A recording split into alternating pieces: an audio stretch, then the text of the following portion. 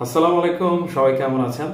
ল master চ্যানেলের আলোচনা আপনাদেরকে স্বাগত জানাই। মূলত এই চ্যানেলের উদ্দেশ্যটি হচ্ছে বাংলাদেশে প্রতিদিন আইনাঙ্গনের গুরুত্বপূর্ণ যে খবরগুলো আছে সেগুলো নিয়ে বিভিন্ন আলাপ আলোচনা করা এবং সেই আইনের যে সিদ্ধান্ত বা নতুন যে নিউজগুলো আসছে, নতুন যে সিদ্ধান্তগুলো আসছে সেগুলো আসলে জনসাধারণের জন্য কতটা উপযোগী বা জনসাধারণের কাছে, আমাদের ম্যাস পিপলের কাছে আইনকে খুব সহজভাবে প্রেজেন্ট করার যে একটা ব্যাপার বা প্রক্রিয়া রয়েছে সেটি উন্মোচন করবে ল মাস্টার চ্যানেল।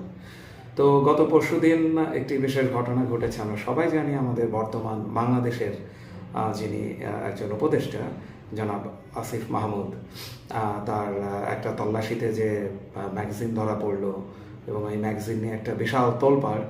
তো তারই সূত্র ধরে ইনফ্যাক্ট গত পরশুদিন আমাদের যে শাহজালাল বিমানবন্দর রয়েছে, আন্তর্জাতিক বিমানবন্দর থেকে সংশ্লিষ্ট কর্তৃপক্ষ বেশ কিছু নতুন নির্দেশনা জারি করেছে যাতে পরবর্তীতে এরকম বিব্রতকর কোনো অবস্থা বা কোনো ধরনের কিছু সৃষ্টি না হয়।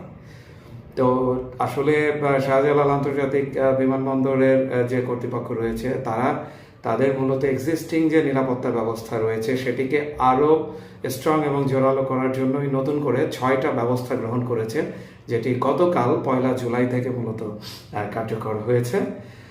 এর পেছনে বেশ কিছু উদ্দেশ্য রয়েছে। 1 নম্বর তো ডেফিনেটলি সাধারণ যে প্যাসেঞ্জার বা যাত্রীরা রয়েছে তাদের যে কোনো ধরনের সিকিউরিটি বা নিরাপত্তা নিশ্চিত করা।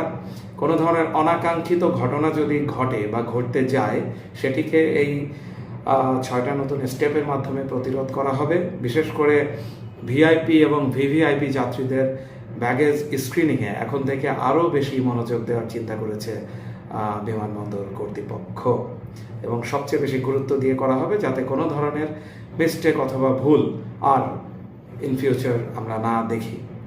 তো যাই হোক, এখন 6টা স্টেপের ব্যাপারে একটু আমাদের যারা সাধারণ দর্শক রয়েছে তাদের সাথে একটু বিষয়গুলো শেয়ার করি।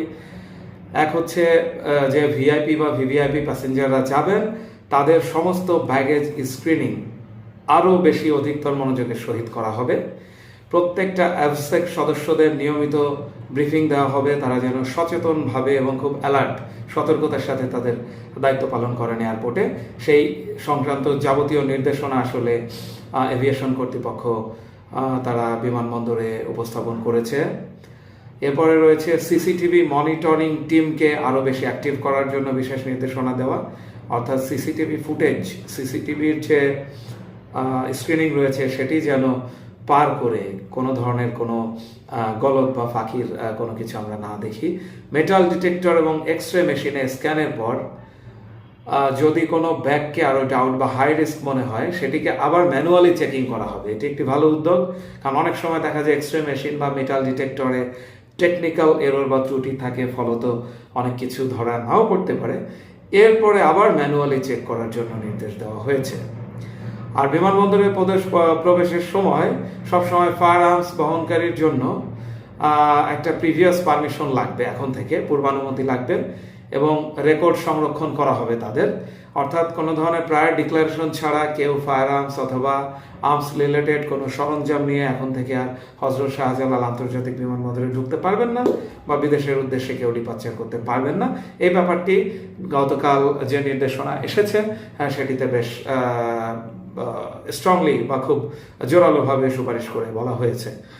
আরেকটা হচ্ছে যে যদি কোনো রেকর্ড সংরক্ষণের ক্ষেত্রে বা কোনো সিকিউরিটি ব্রিচ হয়, অর্থাৎ কোনো নিরাপত্তাজনিত লঙ্ঘন বা কোনো সুরক্ষা ভঙ্গের কোনো কিছু দেখা যায়, তাহলে হচ্ছে সংশ্লিষ্ট এজেন্সি তদন্ত কমিটি গঠন করবে এবং গঠন করে প্রতিটা ব্যবস্থা নেওয়ার জন্য নির্দেশ প্রদান করতে পারবে।